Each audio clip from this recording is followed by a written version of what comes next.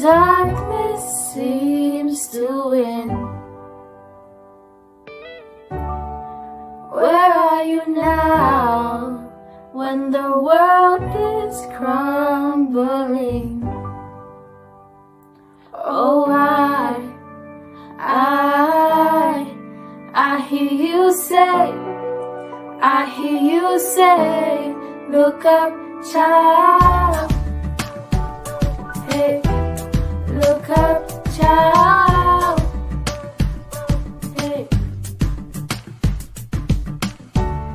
Oh, where are you now when all I feel is doubt? Oh, where are you now when I can't figure it out? Oh,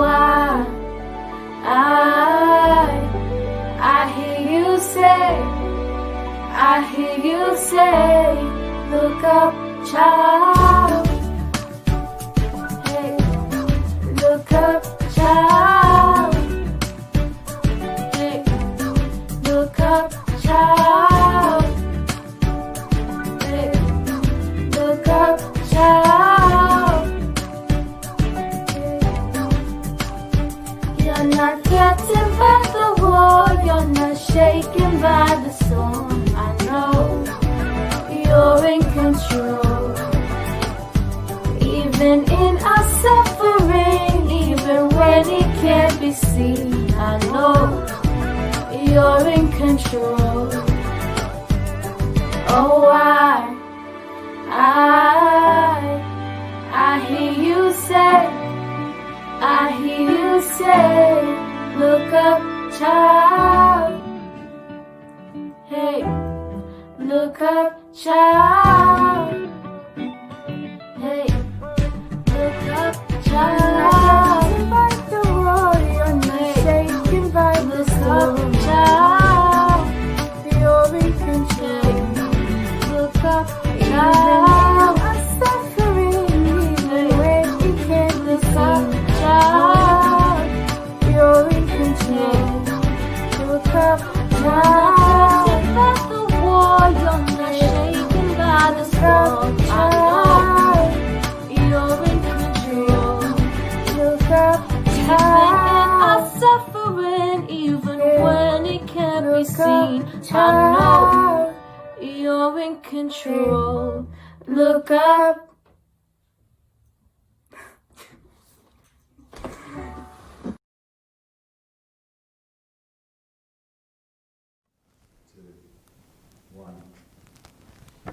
Hey guys, welcome to another Monday night Bible study. Before we start, we'll just say a quick prayer together. In the name of Father, Son, Holy Spirit, one God, amen. Dear Heavenly Father, thank you for allowing us to gather around your holy word, Lord, and listen to your word. Please allow us to take a message from tonight's introduction to the book of Esther, Lord. Allow us to apply the lessons we learned throughout this series, Lord, in our daily lives, so that we can learn from the courage and bravery of Esther and from every character that we encounter in the book. We ask you these things through intercession of your Holy Mother, Saint Mary, whose fast we are currently celebrating, and all the saints who have pleased you ever since the beginning. Hear us as we lift up our hands and our hearts wherever we are in the world, in one voice saying, Our Father, who art in heaven, hallowed be thy name. Thy kingdom come, thy will be done on earth as it is in heaven. Give us this day our daily bread, and give us our trespasses, as we forgive those who trespass against us. Lead us not into temptation, but deliver us from evil. Through Jesus Christ our Lord, for thine is the kingdom, the power, and the glory, forever and ever. Amen. Okay. So we're starting a new book, which is really exciting. It's also really exciting because this book is, in my opinion, the most exciting in the entire Bible. And that is the book of Esther. Whenever I get bored of reading the Bible, this is the book that I pick up to reignite a passion and a desire for reading the Bible. There's just so much that's just packed into such a small, a small amount that you're able to read it in one go and just enjoy it and feel like you're part of the journey with Esther. So our basic structure for tonight's talk will be to look at the background of the book of Esther, Then we'll just explore very briefly the plot of the book. We'll read about the Feast of Purim. So what is it? How does it present itself in the book of Esther? Its origins and otherwise. Debunking the myth, a myth I will present to you guys later on. And some major themes of the book of Esther that we'll just quickly, very, very briefly explore. So just a quick background of the book of Esther. So it was written in between the years 450 and 330 BC. This is directly after the fall of Babylon and before the rise of the Greek Empire. So why is this significant? It's significant because of the context that it falls in. The date falls in the time period immediately after the Jews were released from their captivity in Babylon, which we read about in the book of Daniel. During this time period, they were told to return to Jerusalem to rebuild the temple. However, the people we read about in this story, in this book of Esther, are the Jews who chose to remain in Susa, which is a city in Persia and one of three major royal cities in the Babylonian Empire. Meaning that this is the last real effort to destroy the Jews in the entire Old Testament before the coming of Christ.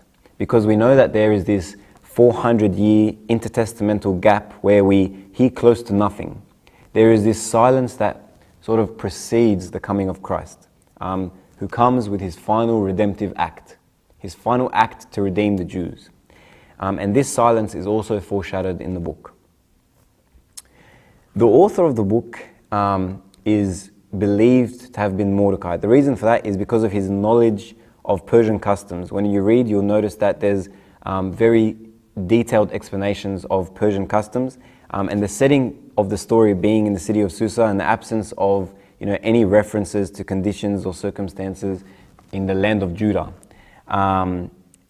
This all suggests that he was a resident of the Persian city. And based on tradition, there is a strong belief that it was Mordecai who authored the book, as a lot of intricate details and conversations spoken of throughout the course of the book and the story itself reveal itself that only a handful of people would have known. And so, looking briefly at the plot of the book. So, when you read the book, you get this feeling that it's almost a Hollywood fairy tale. It's almost told in sort of like a Hollywood style, story. The reason for that is just it has everything that you would want in your modern day Hollywood film. It has action, romance, drama, betrayal. It has feuds and plot twists. It has everything. It's basically the biblical version of Aladdin, except instead of an orphan boy, you have an orphan girl. And instead of a monkey, you have an uncle. It's nothing like Aladdin, but you guys get the point. The point is that it's an action-packed book. There's so much happening. It's so action-packed that it almost has no place even being in the Bible in the first place. Some biblical scholars, one of them by the name of Robert Pfeiffer, says this about the book. From the moral point of view, the book has little to commend it to civilized persons enjoying the benefits of peace and freedom, whatever their race. Essentially what he's saying is, what use is this book, what use does this book have of even being part of the biblical canon? It has no purpose. It doesn't meet the expectations required of what is expected of an Old Testament book. There's no mention of God, which we'll talk about later. There's no mention of the temple, and there's a strong belief amongst certain biblical scholars that there's not even a prophecy attached to the book. Okay, that is something, again, we'll debunk that myth later on. And that debunking of the myth will form the major part of our study tonight. And so we're introduced to some major characters. Our protagonist, the story itself focuses on a young Jewish girl living in Persia by the name of Esther. Her name in Hebrew, which is Hadassah, literally means star. She is the star of this entire story. She is the light in this very dark, twisted, corrupt society. She is the star of the tale. And basically, Esther was this young orphaned girl living in the care of her uncle, Mordecai, at a time when King Ahasuerus was searching for a new queen. And the plot is structured around three major banquets. The Hebrew word mishta, which means banquet, appears 20 times in the book of Esther.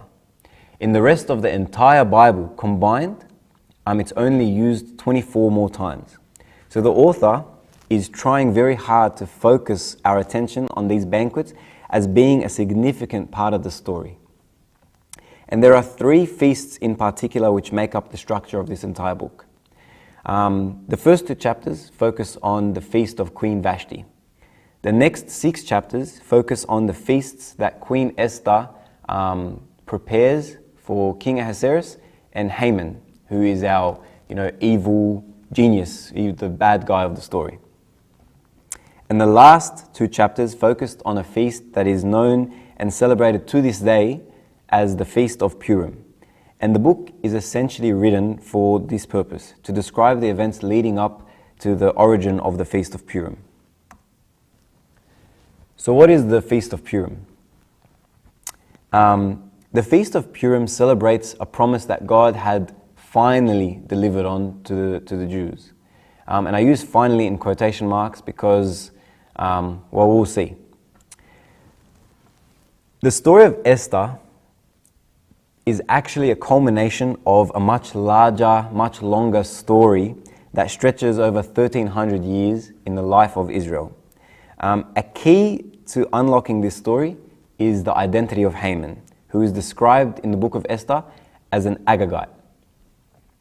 Agag was a king of the Amalekites during Saul's time, and we read about him in 1 Samuel. So Haman is essentially an Amalekite. And so while we hear about all these wicked nations that present themselves in the Old Testament, and we start to think, they all seem to be the same, and they all sort of, like amalgamate, and we think of them as being just one big nation that, attacks Israel. The Amalekites have the distinction of being thought of by the Jews as their worst enemy. The reason for this is that they were the first nation that ever attacked Israel after they had immediately left Egypt. And we read about this in Exodus 17, and we're going to read about this very shortly. The Amalekites also chose a very particularly wicked and cowardly way to attack Israel.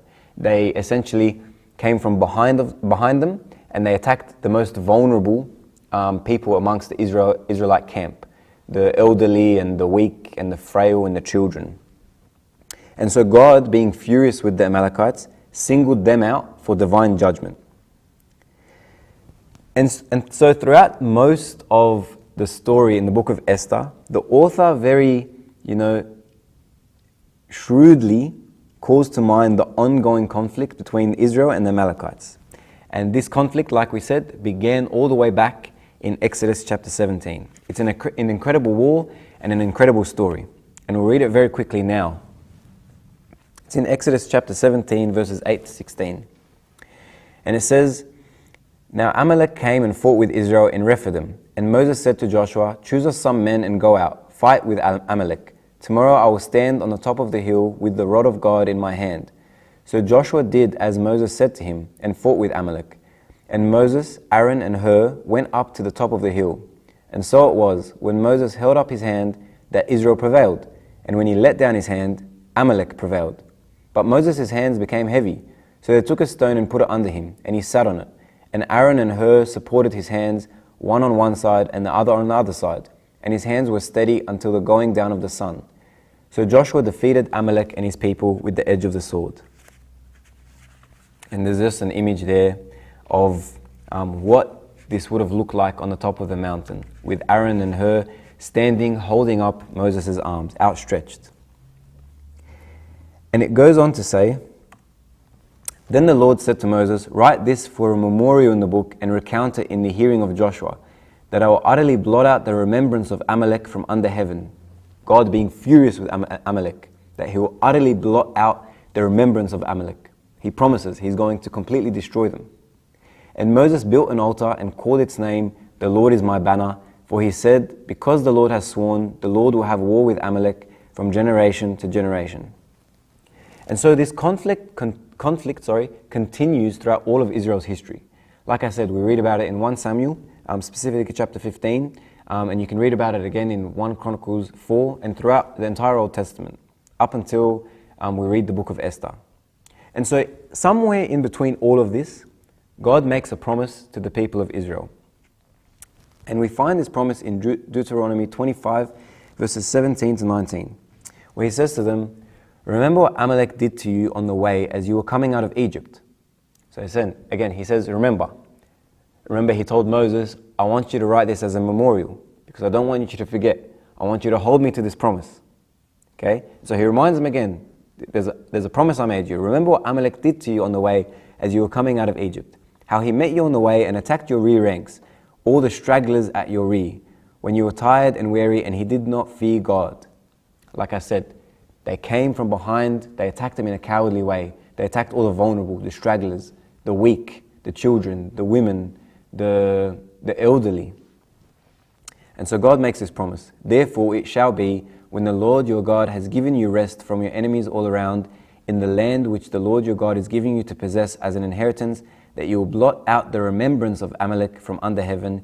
You shall not forget." You shall not forget. God is promising that he's going to give them rest from all their enemies. And he singles out the Amalekites. And then he says to them, "You won't forget this. You won't forget this." There will be a feast, a remembrance. And so the Feast of Purim marks this day for the Jews.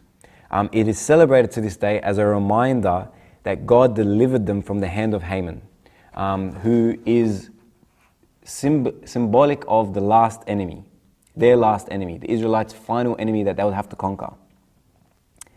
And it was this victory that would finally give them rest from all their enemies all around. Or so they thought. Is this really the rest that God spoke of all the way back in Deuteronomy? It's true that they had rest for almost 400 years. No enemies, no captivity, no wars, no big trials, not really anything. A bit of silence, a little bit of peace. So surely that would suggest that this is the rest, that the Feast of Purim would finally signify the rest that Israel was yearning for so many years. The answer is yes and no.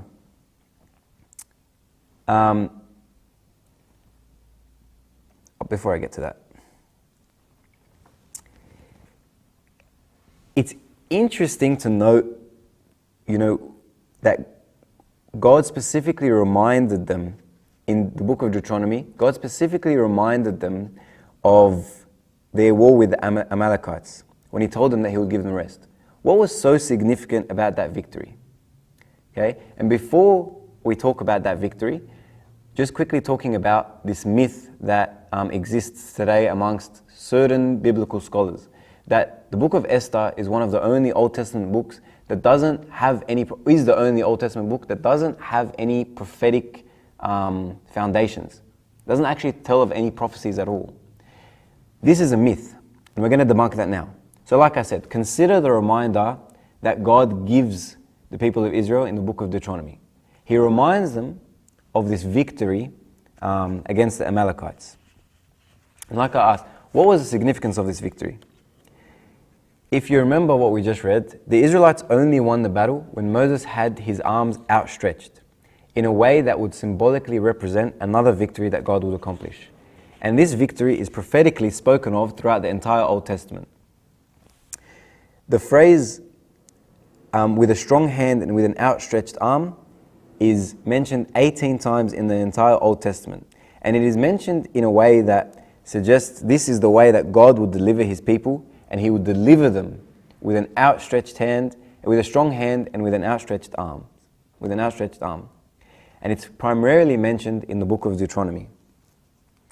That this is how God would ultimately provide rest for his nation Israel. And it's prophetically spoken of in the book of Esther as well. And this is the only spoiler I'm going to give. But in this book, you'll find that the Jews face execution in the form of the gallows. So just quickly looking at what the gallows are.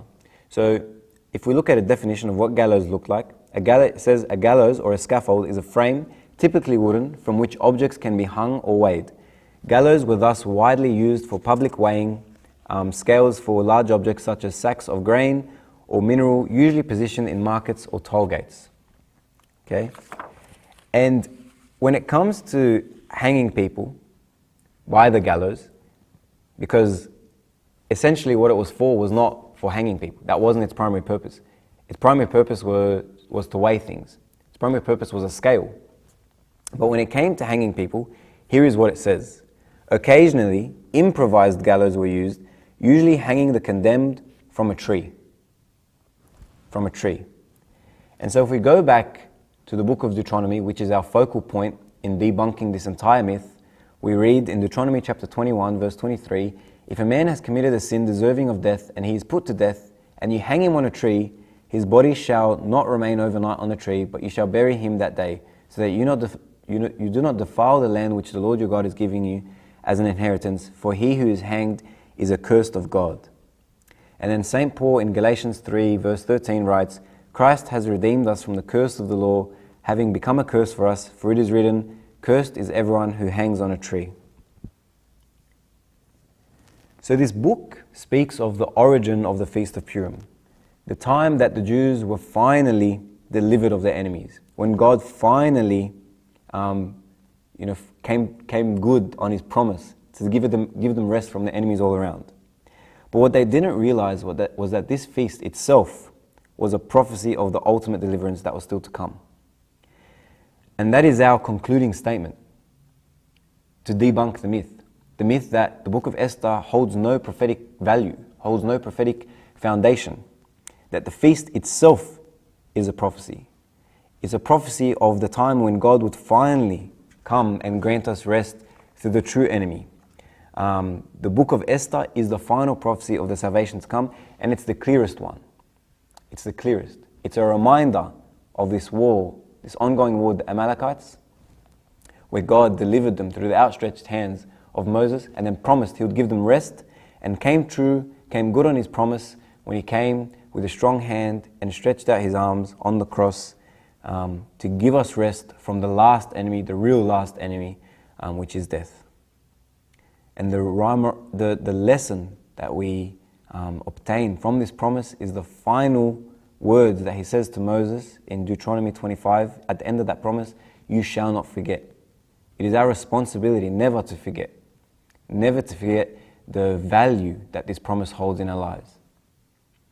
And as we read the book of Esther, may we always keep that in the back of our minds, that we shall not forget. And so, just to conclude, we'll look at a couple major themes that we see in the book of Esther. The first is the invisible hand of God. And I think I'm not going to spend too long on this. The most beneficial thing I can say about this theme is that there is actually a series on Upper Room Media by Father Anthony Messer called The Invisible Hand of God. And it looks at the entire book of Esther. And the reason it's titled The Invisible Hand of God is because Esther is one of only 2 books in the entire Bible that doesn't mention the word God or Messiah or anything, or Christ or any, implication of God throughout the entire book. Only Esther and the Song of Songs in the entire Bible. And yet, despite not being mentioned, you will see the invisible hand of God working throughout the entire book. Most notably, when King Ahasuerus is awakened in the middle of the night with a strong inclination to honor Mordecai, which is the turning point of the entire book. And I won't spoil the details of that story, but I'll tell you guys a quick story to remind you that the invisible hand of God is working in an equally powerful way even to this day. And if you know the story of Esther, you would notice immediately from this modern day story the similarities. I was traveling, or I was about to board a flight to get to Melbourne, when I got a call from an old servant of mine. And he called me and he asked me, "What are you doing tonight?" And I said, "I'm literally about to board a flight to go to Melbourne. And he's like, oh man, that's a shame. I wanted to invite you to dinner with someone. And I was like, oh, like, sorry, like, yeah, I wish I could have come. But, you know, I'm about to board this flight. But if you don't mind me asking, who are you going to dinner with? And then he told me the name of someone who had been estranged from the church for a very, very long time. Someone who hadn't come to church in maybe 4 or 5 years, in a very, very long time. And I thought it very strange that this person would invite this estranged boy to dinner. How did that even come about?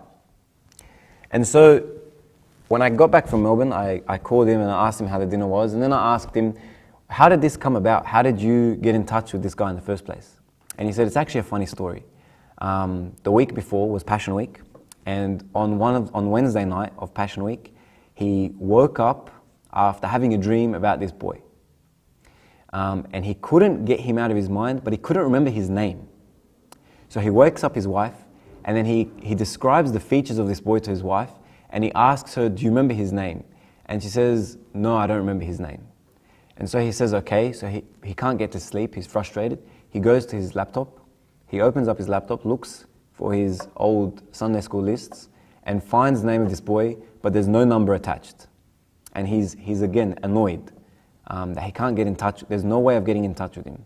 And there's no way of getting any like sort of closure on this dream he had just had.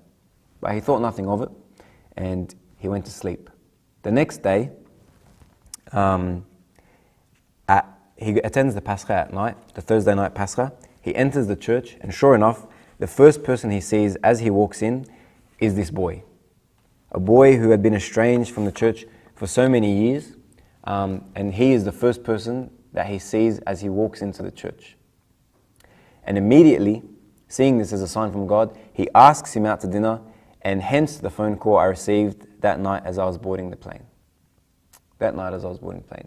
If you know the story of Esther, if you know the implications and the power of the invisible hand of God, you will know that this event is a reminder that it exists in an equally powerful way. That God would be present in our lives, guiding us and directing us to do things that we otherwise wouldn't have done without His aid, without His push, without His drive. And so that presents a major theme in the entire book of Esther. That despite not being mentioned once, He's present in every word, in every action, in every moment. He is present and His hand is working even to this day. So even when you don't feel like God is present in your life, remind yourself, again, you shall not forget that the invisible hand of God is there, He is working, and He is working strongly in your life. The second major theme is this concept of being hand-chosen by God.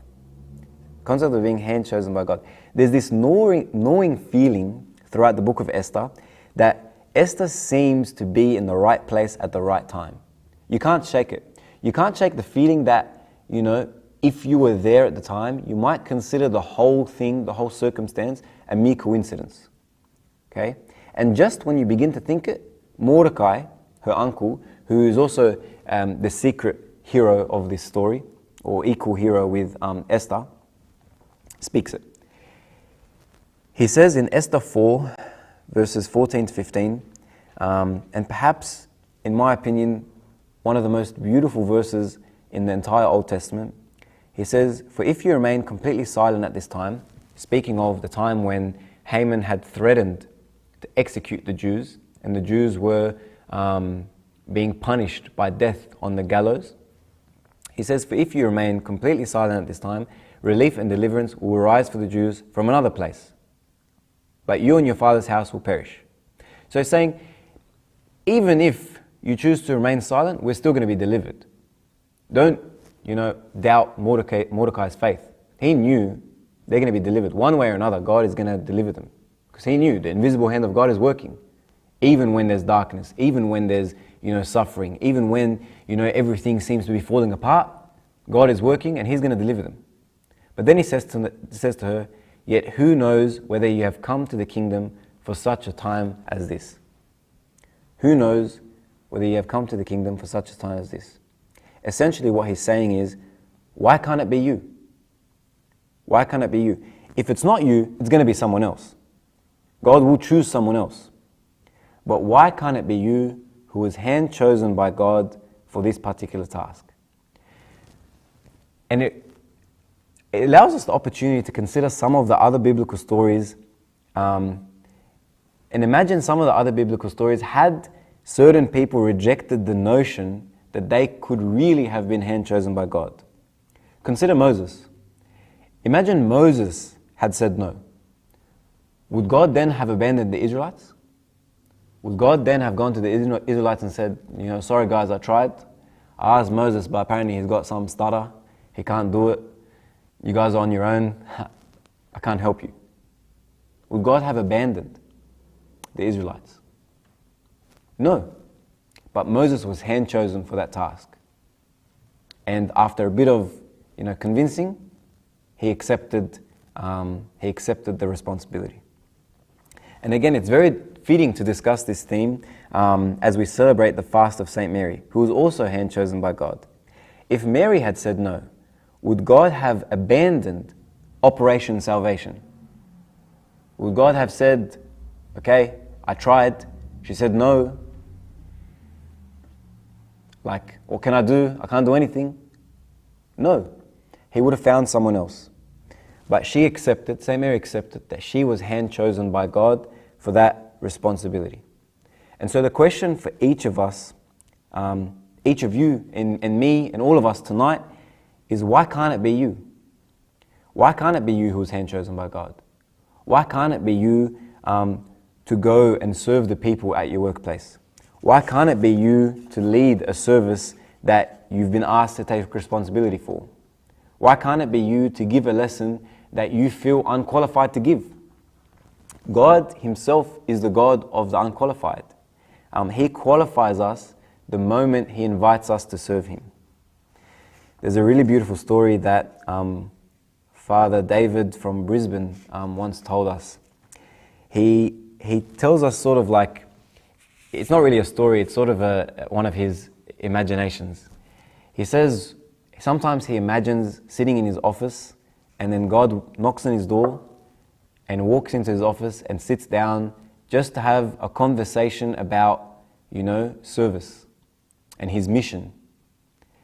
And then he imagines himself asking God, who are you going to, this is me paraphrasing just to make it relevant to our introduction to the book of Esther. But he imagines himself asking God a few questions such as, who are you going to choose to deliver the Jews from their enemies? Who's qualified enough? And then God responds to him and says, see that orphan girl who's lost both her parents and is living with her uncle in poverty? Her name's Esther. I'm going to choose her. And so Father David will then ask him, who are you going to choose to deliver the message of salvation? And then God responds to him and says, see that guy that's persecuting the Christians? His name is Saul. I'm going to choose him. And so today, if we ask him, what about today, Lord? There's no St. Paul, there's no Esther, there's no St. Mary, there's no Moses.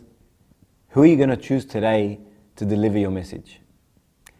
His response today would most certainly be, why can't it be you? I choose you.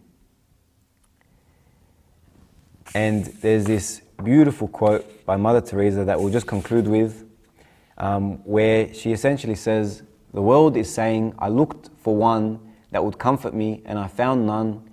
And then her response is, you be the one.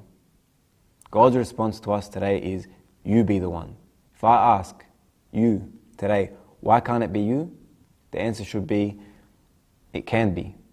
I'm being hand chosen by God wherever I am, whether that's in my workplace, whether it's in whatever service I've been put in. I need to remind myself that perhaps I was chosen for such a time as this. Perhaps God put me in this position because He's invited me here, and because He's invited me here, I am qualified. I'm qualified. And if I ever doubt my capacity, I remind myself that His invisible hand is still working and will give me power to accomplish anything, any task that He sets for me. And glory be to God forevermore, amen. And we'll just conclude with a few quick announcements, a couple exciting announcements of what's happening in the next couple of weeks at Monday Night Bible Study. If you guys haven't seen already, the poster has gone out for next week's St. Mary's Revival. I've put it up for you guys here so you can see.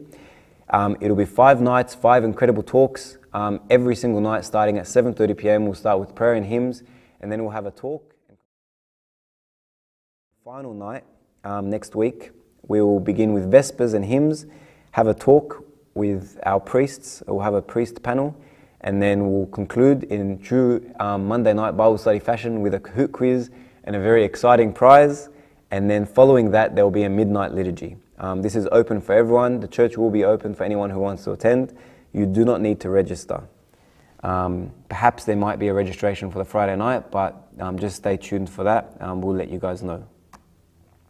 And the next really, really big, exciting announcement, if you can see what I've put up, when you come back after the St. Mary's Revival and we begin the book of Esther together, you'll all be given a copy of what the Monday Night Bible Study servants have put together, a book the Monday Night Bible Study servants have put together of the book of Esther. It'll have every chapter in it, followed by a short prayer, a short commentary from one of the church fathers, and a contemplation by one of the servants. And then it'll leave you with a few notes, so you can use those 2 pages of notes to study for the end of book quiz, or just take notes because you want to benefit in your own personal way. And you can keep this book. You don't have to pay a cent for it.